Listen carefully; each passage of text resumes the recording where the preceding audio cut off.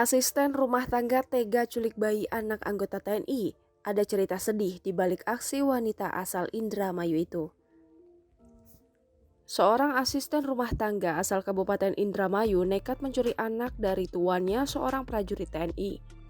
S, 36 tahun, diamankan di kediamannya sendiri di Desa Kedokan Agung, Kecamatan Kedokan Bunder, Kabupaten Indramayu. Kapolres Indramayu AKBP Hafid S. Herlambang menceritakan detik-detik saat terduga pelaku diamankan. Menurut Kapolres Indramayu, setelah mendapat perintah pencarian, anggota gabungan TNI Polri langsung dikerahkan mencari pelaku, termasuk mendatangi kediaman pelaku di Desa Kedokan Agung, Kecamatan Kedokan Bunder.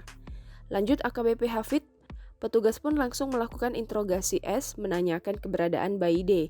Ternyata bayi tersebut oleh S dititipkan di rumah bibinya di Desa Kaplongan Lor, Kecamatan Karangampel ketika ia pulang ke kediamannya.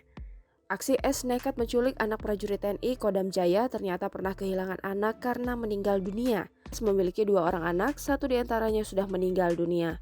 Suami dari S diketahui bekerja sebagai nelayan di Kabupaten Indramayu.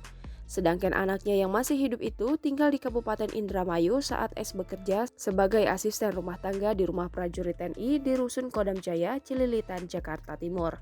Dalam hal ini Kapolres Indramayu AKBP Hafid mengatakan polisi akan melakukan pemeriksaan mental untuk mengetahui kondisi psikis terduga pelaku.